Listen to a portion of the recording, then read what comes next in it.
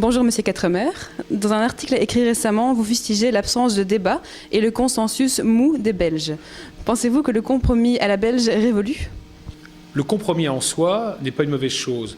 Le compromis, ce n'est pas forcément la compromission. Parce que pour un Français, le compromis, c'est l'horreur. C'est front contre front, on s'oppose, etc. Bon, voilà, c'est le bien qui gagne contre le mal, le jour contre la nuit.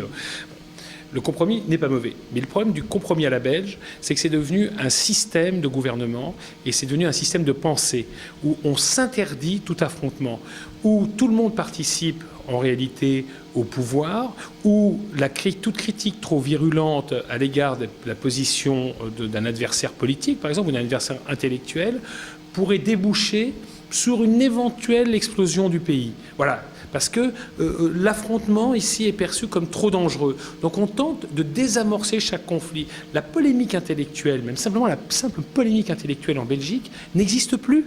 Ça n'existe plus, parce que c'est dangereux. Donc au pire, on dénonce le flamingandisme, c'est le maximum de la polémique intellectuelle auquel on assiste dans ce pays, mais ça ne va pas plus loin.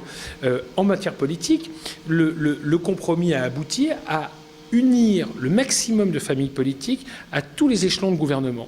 Vous n'avez plus de partis d'opposition. Or, s'il n'y a plus de partis d'opposition, mais il n'y a plus de débat, parce qu'il n'y a personne qui est là pour dénoncer ce que fait le pouvoir en place. Tout le monde partage la même chose. Donc, quoi qu'il se passe, quelle que soit la politique menée, en matière d'immigration, par exemple, prenons un exemple simple. La façon dont les Belges mariés à des non-communautaires, à des ressortissants non communautaires, sont traités en Belgique. Mais c'est un truc de fou. Les Belges n'ont pas le droit de traiter un Français qui serait marié, par exemple, avec une Congolaise de cette façon-là. Mais en revanche, les Belges, les autorités belges, traitent extrêmement mal les Belges mariés à des Congolais. Et c'est un enfer pour les Belges. Et ça devrait dénoncer, ça devrait susciter des débats dans les partis politiques, dans la presse, etc. Or, c'est le silence radio. Et dans tous les secteurs, c'est la même chose. Donc, au fond, aujourd'hui, maintenant, le compromis à la belge, pour moi, si ça a pu permettre de maintenir l'unité du pays pendant très longtemps, aujourd'hui, je pense que c'est ce qui est en train de tuer le pays. Parce qu'il y a des moments où il doit y avoir des débats et on doit poser la question. Vous savez, c'est comme dans un couple.